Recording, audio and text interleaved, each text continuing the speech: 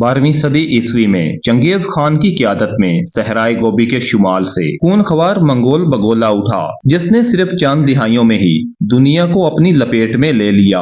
Mongol लश्करों के सामने चीन, ख्वारम, वस्त एशिया, मशरकी यूरोप और बगदाद की हुकूमतें रेत की दीवारें साबित हुईं। मंगोल हमले का मतलब बेदरेक कत्लेआम और शहर दर शहर की मुकम्मल तबाही थी। दुनिया ये बात तस्लीम कर चुकी थी कि इन वैशियों का मुकाबला करना नामुमकिन है कि मंगोल नाकाबिल शिकस्त हैं। मंगोलों ने अव्वल ख्वारज़म की ईंट से ईंट बजाई और फिर 500 साल से जायद कायम खिलाफत अब्बासिया को इबरतनाक इंजाम से दो चार किया। मंगोलों ने ख्वारज़म में खोपड़ियों के मीनार बनाए तो बगदाद में इतना खून बहाया कि गलियों में कीचड़ और तोफ़ुन की वजह से अरसे तक चलना मुमकिन न रहा। उस पुरआशोब दौर में मुसलमानों की हैसियत कटी पितांगी सी थी। मुसलमान नफसियाती तौर पर किसी मुकाबले के काबिल नजर न आते थे। ऐसे में मिस्र में कायम ममलूक सल्तनत एक मध्यम सी उम्मीद की लौ थी, वही सल्तनत जिसकी बागदौड़ गुलाम और गुलामजादों के हाथों में थी। मंगोल यूरोपियन एक्सेस का अगला हदफ भी यही मुस्लिम रियासत थी, वो आखिरी रियासत जिसकी शिकस्त मुसलमानों के सियासी वजूद में आखिरी कील साबित होती।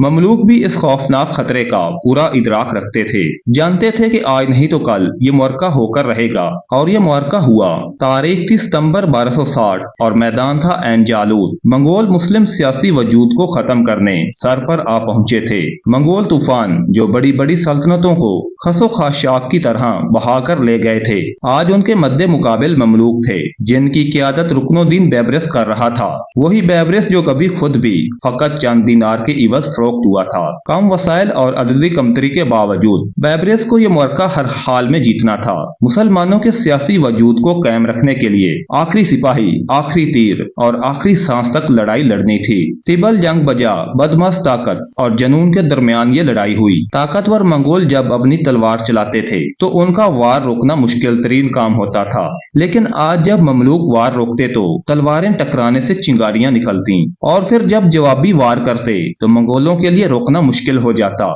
मंगोलों ने ममलूकों को दहशत ज़दा करने की भरपूर कोशिश की, लेकिन ये वो लश्कर नहीं था जो मरूब हो जाता।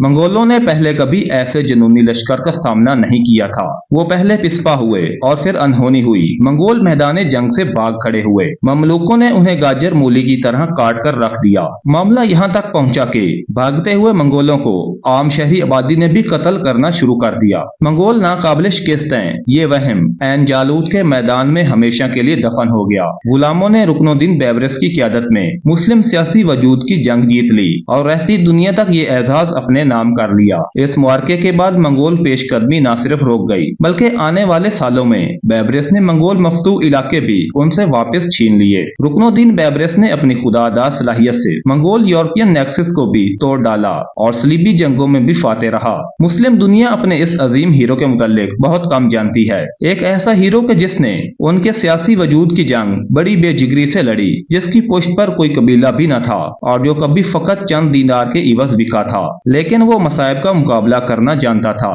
और उसने कभी उम्मीद का दामन भी नहीं छोड़ा था। Thanks for watching and keep subscribing.